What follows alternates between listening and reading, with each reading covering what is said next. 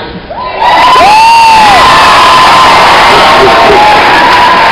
man who needs no introduction.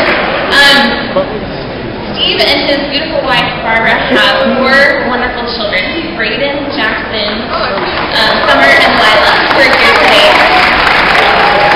They live in Palo Alto in my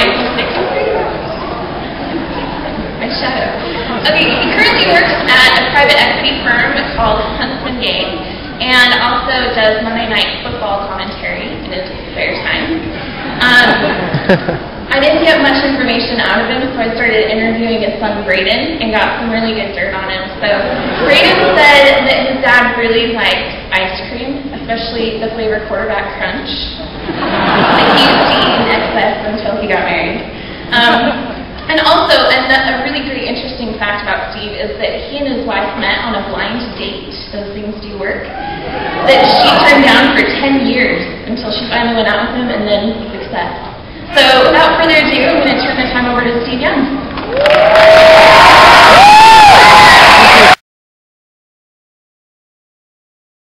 When you teach gospel doctrine every other week, you tend to get a little more doctrinal, for lack of a way to look at it. And so I prepared something that I usually just talk to you and we laugh and have some fun, but I hope you'll bear with me as I give you this speech. It's certainly from the heart.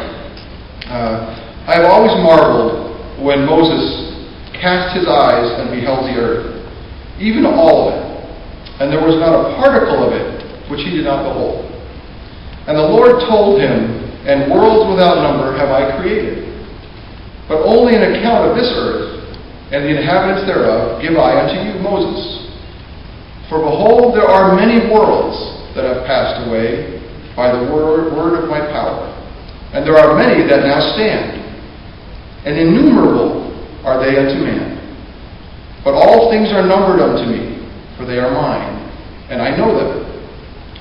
The power of this gospel is beyond comprehension. It forces faith as where my mind cannot comprehend. My faith must take me there. But at the same time, this is the gospel of each single human experience, each one of us. Mine and yours individually. As vast as the heavens are, and as single as we are, we know this because God spoke to the early saints just over 150 years ago. "Behold, ye are little children, and ye cannot bear all things now. Ye must grow in grace and in knowledge of the truth. Fear not, little children, for you are mine, and I have overcome the world, and you are of them that my Father hath given me. And none of them that my Father hath given me shall be lost. And the Father and I are one. I am in the Father, and the Father in me. And inasmuch as ye have received me, ye are in me, and I in you. Wherefore I am in your midst, and I am the good shepherd, and the stone of Israel. He that buildeth upon this rock shall never fall." As much faith as it takes to believe that there are worlds without number is the same faith that it takes to believe that the gospel of Jesus Christ is for you and for me. That the glory that God talks about, the reward for coming to Him, is the lifelong culmination of the faith and action or works of each of our lives. We know from Scripture that not only Adam and Eve fell from Eden, but also the whole earth and everything in it.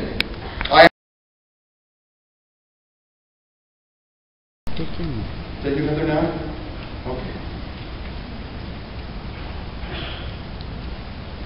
So, what's going to happen now is you can text in any questions that you have for Steve, and it has information up on the screen here, and we will go ahead and fill those questions for him. So, Steve, the first question that we'd like to ask you, came in a little while ago, was what is the balance between living by the Spirit and working out our own salvation? Between relying on the Lord and doing our part. So you're discussing a lot of experiences in your life where you've had to rely on your own strength to do things, and there are times that you've had to rely on the Spirit. My My good friend Truman Madsen passed away just a couple of months ago, and he should field this question because it's a philosophical question. But I do know that when I was single, I would run into general authorities once in a while, and they became friends, and I would tell them how I just I've got all these struggles, and I want to know what to do, and I look for counsel, because you want counsel. And inevitably, if I boiled down the counsel over the years, it would be this. Good luck. We love you. Good luck.